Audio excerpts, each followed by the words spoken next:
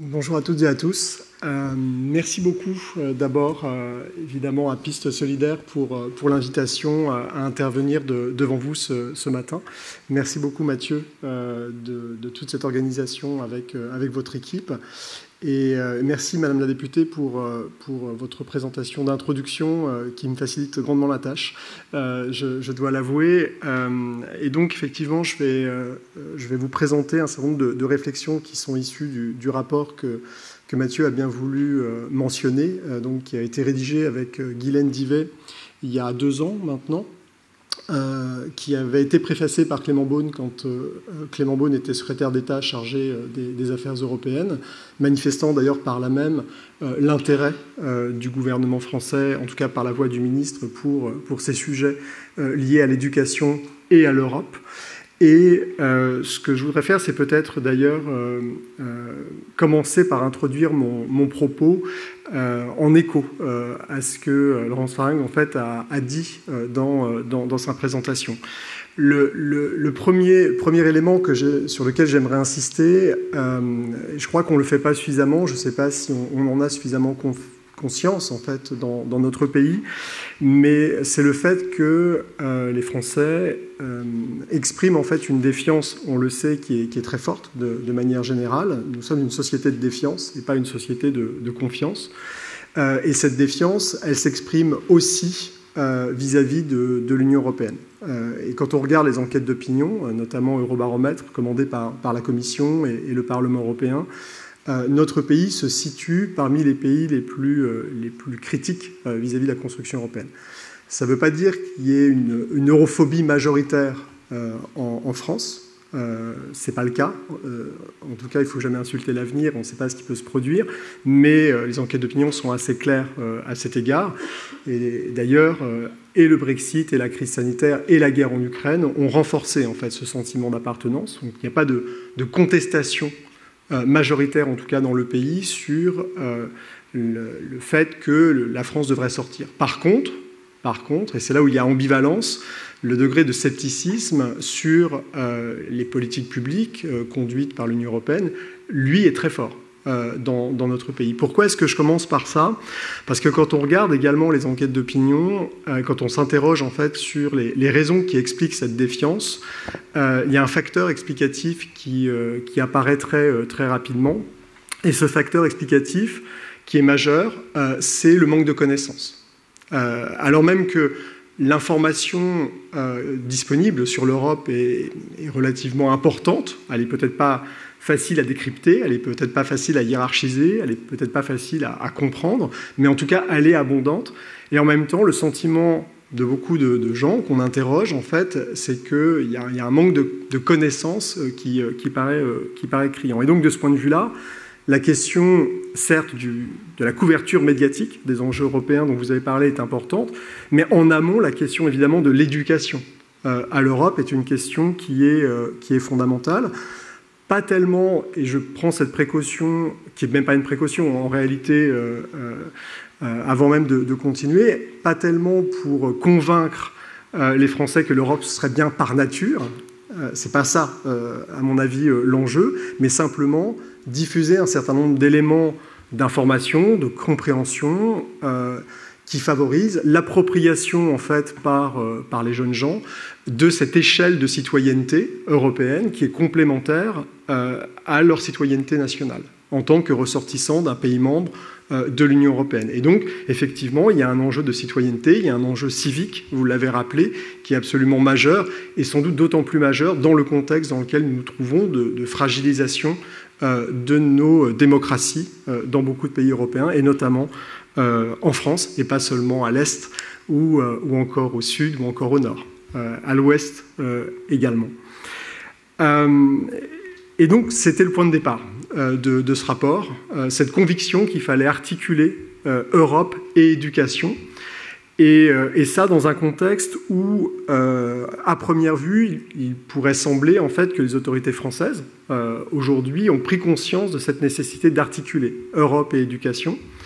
Et si on regarde évidemment ce qui a été le moment fort et inaugural, je dirais, la politique européenne de la France depuis 2017, le discours de la Sorbonne. Dans ce discours, il est clair que le président de la République n'a pas omis en fait l'enjeu éducatif. Il est présent, il est très présent. Simplement, quand on regarde les préconisations qui sont faites dans ce discours, et il y a eu de nouvelles choses évidemment depuis, vous les avez rappelées vous-même, ce qui est frappant, c'est que beaucoup de ces propositions portent sur l'enseignement supérieur, mais assez peu en réalité, voire pas du tout, sur l'enseignement secondaire, encore moins primaire. Michel Catala en parlera tout à l'heure. Et donc je pense qu'il faut saluer ces initiatives. Je porte un jugement de valeur évidemment en disant ça, mais je crois qu'elles ne sont pas suffisantes, et elles sont d'autant moins suffisantes que le premier quinquennat en fait a correspondu aussi à une réforme des programmes liée à une réforme du baccalauréat. Et que quand on regarde en fait les nouveaux programmes, sur la dimension européenne en tout cas, il y a des éléments de recul. Évidemment, les programmes ne font pas tout. Je pense qu'ici, dans cette salle, il y a beaucoup de collègues, notamment du secondaire, et vous avez évidemment une liberté de mettre en œuvre les programmes dans vos disciplines respectives, en histoire-géographie, en éducation morale et civique, sans doute dans les cours de langue vivante étrangère également. Mais quand on regarde les programmes, et notamment en éducation morale et civique, on perçoit des reculs. Il y a eu d'ailleurs une thèse récemment qui a été soutenue à cet égard, qui le montre. Et donc, ce que je voudrais faire, c'est dans ce cadre général-là, c'est trois séries de remarques dans le temps qui m'a été donné, c'est-à-dire maintenant une vingtaine de minutes. Je parle sous votre contrôle, les maîtres des horloges, comme on dit. Une première remarque sur l'état des lieux, le bilan, l'état de la situation aujourd'hui, un point sur les obstacles, en complément de ce qu'a dit Madame la députée tout à l'heure, que l'on rencontre, alors pas tellement au niveau européen, mais au niveau national, en fait, je vais changer d'échelle. Et puis, effectivement, la question à 10 000 €, voire plus, que faire pour améliorer la situation. Sur l'état des lieux, en fait, d'abord, dans le cadre de ce rapport, peut-être que ce rapport que Mathieu a la gentillesse d'évoquer, il présente peut-être deux éléments d'originalité par rapport aux publications existantes, qui sont soit monodisciplinaires, c'est-à-dire qu'il y a des rapports sur l'enseignement de l'histoire et de la géographie, il y a des rapports sur l'enseignement des langues vivantes étrangères, il y a des rapports spécifiques sur la mobilité, je pense à celui de votre collègue, en fait, Mme Sicurel, récemment. Mais il n'y avait pas de rapport, à ma connaissance en tout cas, qui portait sur les différentes disciplines concernées par cette dimension européenne. Et puis la deuxième chose, c'est que ce rapport, il s'est aussi inscrit dans une approche comparative qui est assez rare, et qui portait à la fois sur l'analyse des programmes en France, mais aussi, alors en Allemagne, en tout cas dans deux Länder allemands, en Rhénanie-Palatinat et puis en Saxe, l'un à l'ouest, l'autre à l'est, l'Italie, la Pologne et la Suède. Et donc, cher Michel, le volet irlandais sera le bienvenu, évidemment, pour compléter cette approche comparative. Quand on fait ce travail de comparaison, en fait, ce qui est intéressant, c'est qu'il y a un certain nombre de leçons qu'on peut en tirer. Et donc, je voudrais peut-être aborder au moins 3 leçons sur le champ disciplinaire. Ce qu'on perçoit, c'est qu'en histoire, dans l'enseignement d'histoire, et je parle évidemment sous le contrôle des collègues historiens qui sont là, ce qui n'est pas mon cas, je suis un politiste de formation, c'est d'abord une prédominance en fait de l'analyse franco-centrée, au détriment en fait de la dimension européenne. Même quand la dimension européenne est prise en compte, cette ouverture à l'Europe est plutôt limitée parce que centrée aux pays d'Europe de l'Ouest, mais très peu, en fait, portant sur les pays d'Europe centrale, orientale, baltique. Et je dirais que cette focale, elle ne porte pas non plus, elle ne s'applique pas non plus, en fait, à ce qu'on appelle, il n'y a pas du tout de jugement de valeur de ma part dans ce que je vais dire, mais les petits pays, démographiquement, qui sont sous-valorisés en fait dans l'éducation à l'Europe en France, mais aussi dans d'autres pays. Naturellement, on n'a pas le monopole de ça. Et donc cette dimension-là, elle conduit aussi en histoire au fait qu'on privilégie en fait une sorte de logique de projection en fait de la France sur l'Europe. Je prends un exemple. Quand on aborde la question des Lumières, évidemment, on est dans un pays où les Lumières ont joué un rôle très très fort. Et on va évoquer très souvent, le plus souvent, des grandes figures de la philosophie notamment. Quand on va évoquer des auteurs non français, en réalité c'est Rousseau qui est le plus français des Suisses, mais on ne va pas beaucoup plus loin. Alors même évidemment que les Lumières allemandes vont être évoquées, mais en philosophie parce qu'on va parler de Kant, mais les Lumières espagnoles, les Lumières italiennes, les Lumières écossaises, ça déjà c'est beaucoup plus lointain. C'est problématique en fait. Parce qu'on donne le sentiment que ce moment historique, politique, intellectuel-là, il se borne finalement à notre pays. Bien sûr qu'il est très important dans notre pays, mais pas seulement. Et donc il y a une communauté aussi de culture qui dépasse la fragmentation politique nationale, qui me semble devoir être mise en avant. Et ça, je pense que c'est quelque chose qui est peut-être dur. En tout cas, c'est une hypothèse que je formule avec vous et qui pourrait être intéressante pour la discussion. Au rôle central, évidemment, que les profs d'histoire ont joué dans l'histoire politique de notre pays, à la fois dans la consolidation de la République, mais aussi du sentiment national. Et donc, évidemment, la question européenne, de ce point de vue-là, pose une double difficulté qui paraît assez évidente et qui peut peut-être expliquer ce que mon collègue et ami Michel Fouché avait appelé l'ellipse européenne, en fait, dans la narration du récit national, par les professeurs d'histoire. Deuxième leçon, qui porte davantage sur l'enseignement moral et civique, c'est que cette dimension civique européenne, elle existe dans les programmes. Encore une fois, dans les nouveaux programmes de 2018-2019, on a perçu un recul. Encore une fois, je renvoie aux travaux de Camille Amila à cet égard, qui a consacré une thèse entière en fait, à ce sujet. Et les références effectivement aux institutions européennes, à la citoyenneté européenne, sont relativement rares en fait dans les textes français sur ce sujet. Et puis troisième leçon sur une troisième discipline, la géographie, où là on le voit dans les programmes, les grands thèmes en fait concernent essentiellement la France, les territoires, la mondialisation. La question des inégalités territoriales en fait est une question très très importante en fait dans ces programmes, et l'échelle européenne n'est pas complètement absente, vous le savez très bien, mais elle est quand même secondaire par rapport à ces deux échelles fondamentales que sont l'échelle nationale et même territoriale, qui est évidemment importante. Il ne s'agit pas pour moi de dire qu'il ne faut pas l'aborder, et de l'autre l'échelle mondiale, l'échelle globale. Entre les deux, cette échelle intermédiaire mériterait sans doute un peu plus d'attention. On pourrait continuer à étendre l'analyse en fait, de ces leçons à d'autres disciplines, l'enseignement des langues vivantes étrangères. Il y a sans doute des profs de langue en fait, ici dans la salle. Je ne suis pas du tout un spécialiste de ces questions-là, mais en tout cas, quand on regarde les rapports, nous, on n'a pas produit de nouvelles données à cet égard. C'est la mise en évidence en fait, d'une faiblesse importante des performances linguistiques en fait, dans notre pays. C'est quelque chose qui est très connu et qui pose évidemment des problèmes importants, à la fois en termes d'insertion professionnelle des jeunes gens, non seulement à l'étranger, mais en France même. On réclame de plus en plus cette compétence linguistique. Et puis, évidemment, en termes d'ouverture à l'altérité, ce qui est aussi une question qui vous est chère au sein de votre association. Deuxième série de remarques sur les obstacles. Il y a, je crois, en tout cas, et c'est en tout cas les leçons qu'on tire de l'analyse qu'on a produite avec Guylaine Divet dans ce rapport, il y a un certain nombre de difficultés structurelles qu'il faut peut-être avoir présentes à l'esprit pour les surmonter et essayer d'améliorer l'état des choses.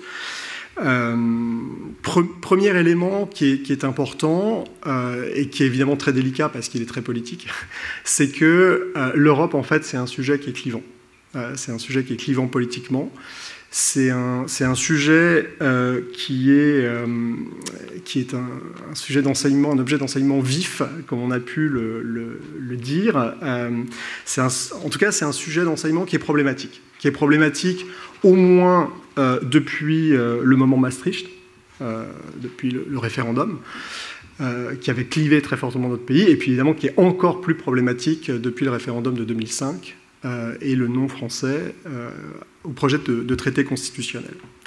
Donc cette question européenne, en fait, enfin ce sujet européen, c'est une question, c'est un sujet d'enseignement qui n'est pas consensuel, et sans doute l'institution scolaire comme, je dirais, chambre d'écho des débats, des clivages qui structure en fait le débat public dans notre pays, joue un rôle en exprimant dans ces lieux-là des difficultés que l'on trouve évidemment plus largement sur le rapport ambivalent que nous avons dans notre pays à cette construction européenne. Encore une fois, pas d'europhobie majoritaire, mais un euroscepticisme fort, et sans doute les profs que nous sommes gênés dans l'enseignement que nous pouvons faire en fait sur cette question européenne.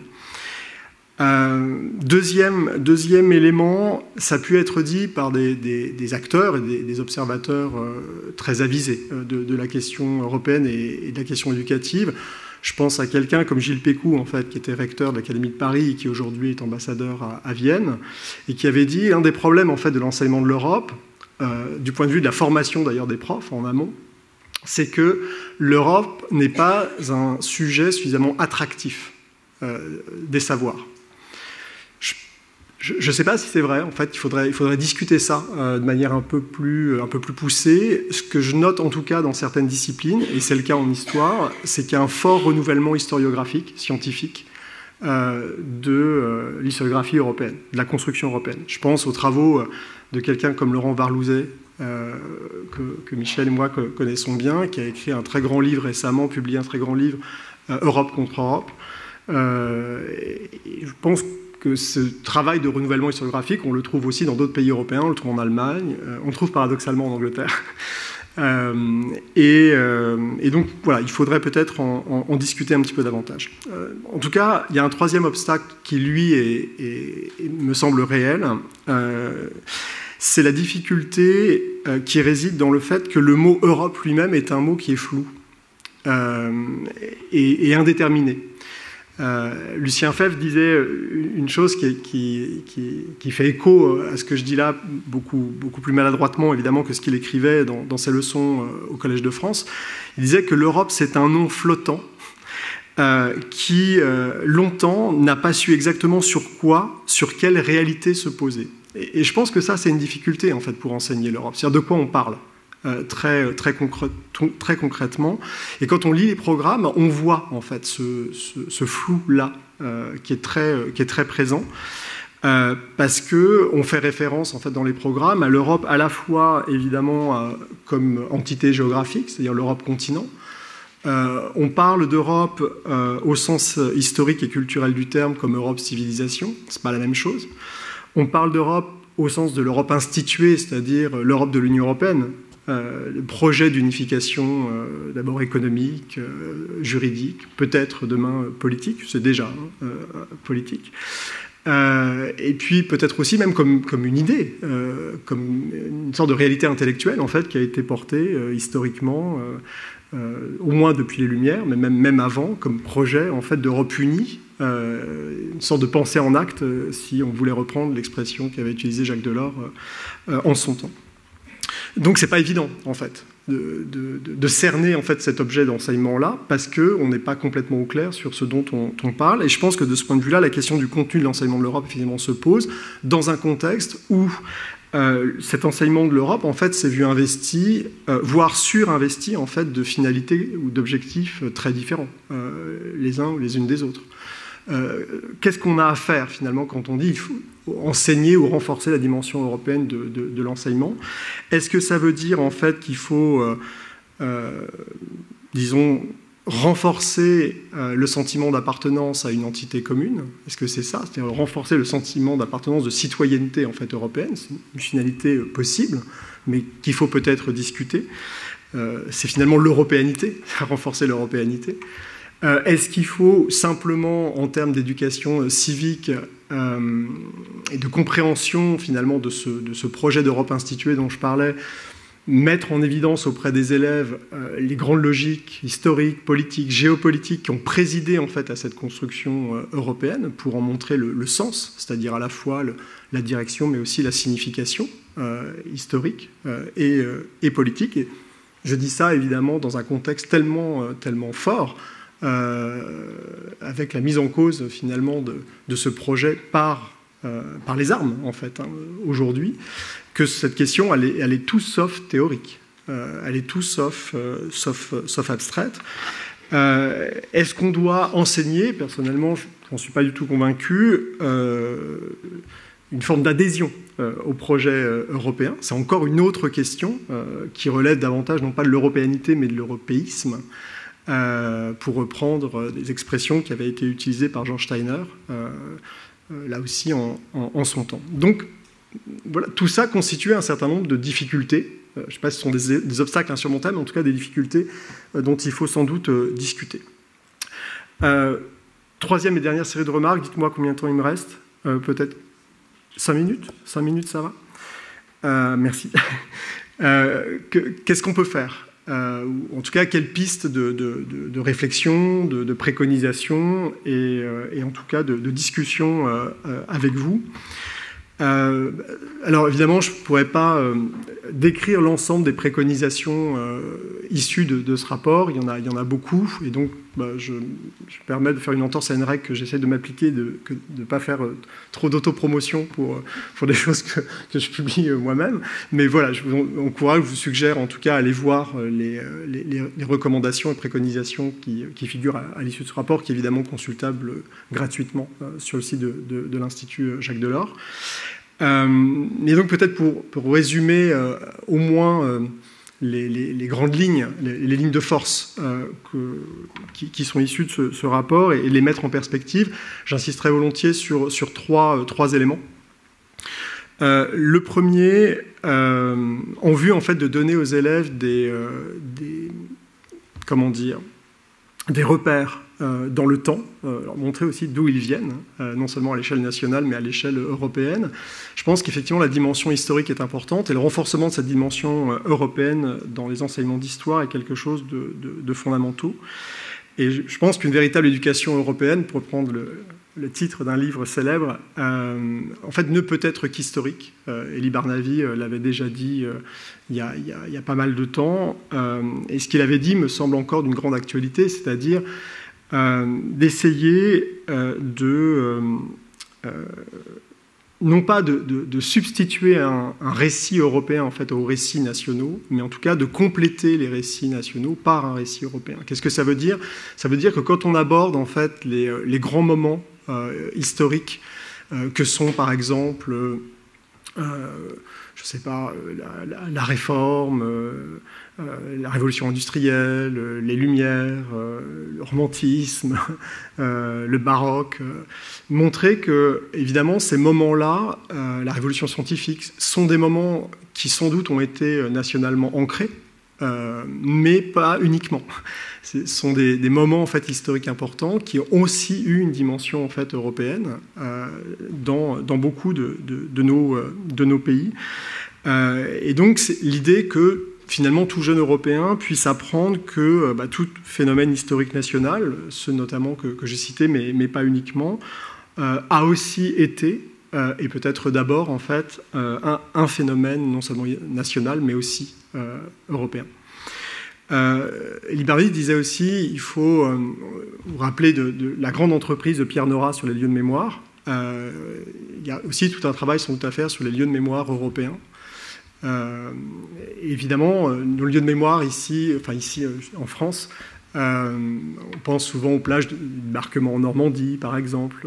Moi qui suis catalan, côté espagnol par ma mère, je sais que Barcelone est aussi un lieu de mémoire en fait pour moi, du point de vue de la guerre civile. Évidemment, Auschwitz est un lieu de mémoire. pas uniquement national, mais aussi européen, et sans doute encore davantage. Donc cette question des lieux de mémoire européens, sur lesquels, par exemple, quelqu'un comme Thomas Serrier a commencé à se pencher dans sa somme Europa, notre histoire, est peut-être une piste aussi intéressante. Et encore une fois, ouverture aux pays d'Europe centrale, orientale, ouverture aux plus petits pays, démographiquement, je précise ça toujours, serait une bonne chose. Deuxième axe, l'éducation morale et civique. Je pense que là aussi, pour faire écho à ce que je disais tout à l'heure, c'est très important en fait de rappeler quelles sont les grandes logiques en fait fondamentales qui rendent compte du processus d'unification. Il y a des facteurs d'unification interne, il y a des facteurs d'unification externe, il y a des facteurs d'unification politique, historique, géopolitique, économique. Il faut les rappeler, il faut donner du sens en fait à ce projet-là, et c'est pas si évident que ça à faire, mais je pense que c'est absolument fondamental pour pouvoir se situer. On parle beaucoup depuis quelques mois de l'importance des valeurs européennes, montrer que ce projet-là en fait d'Europe unie, il est aussi attaché à un certain nombre de valeurs politiques, à des principes qui font directement écho en fait à l'histoire des Européens. Et ça, je pense que c'est un élément aussi très important à rappeler. Alors bien sûr, il faudrait parler des méthodes, il faudrait parler de la pédagogie, de la manière d'enseigner. Je n'ai pas le temps de le faire ici, je suis déjà beaucoup trop long, mais il faut allier évidemment apprentissage académique, scolaire, mais aussi s'ancrer dans des pratiques pédagogiques sans doute innovantes. Je pense qu'il faut aussi développer une approche qui soit aussi culturelle et qui soit articulée sur les pratiques des élèves eux-mêmes, en fait, et sur leurs pratiques même en termes de loisirs, c'est-à-dire ne pas hésiter peut-être à utiliser non seulement la lecture, mais aussi le cinéma, les séries, la musique.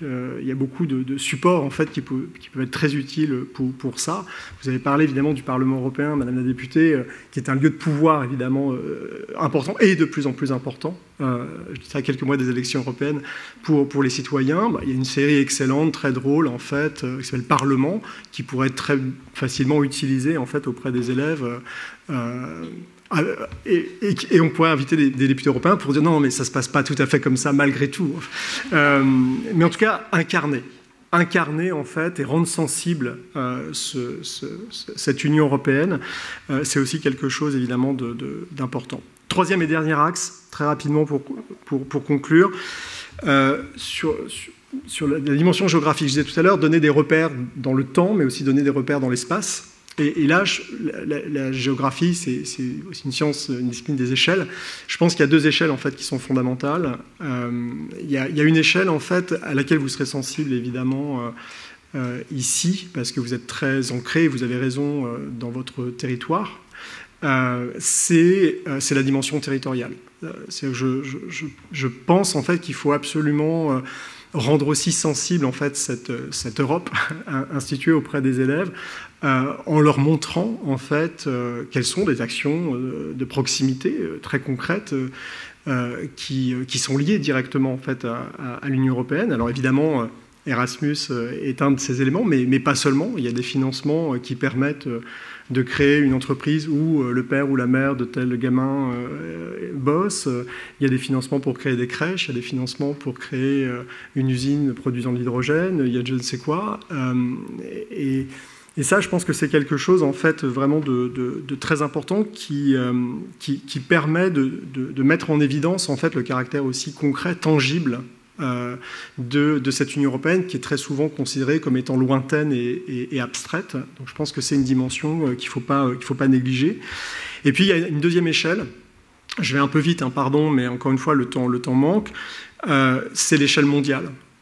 C'est le rôle de l'Union européenne en fait à l'échelle internationale. Et là, je trouve en fait qu'on est dans un moment depuis plusieurs années en fait où les défis externes qui nous sont adressés, auxquels on est confronté, ouvrent une fenêtre d'opportunité très, très importante pour évoquer en fait l'Europe à partir de cette échelle géopolitique là.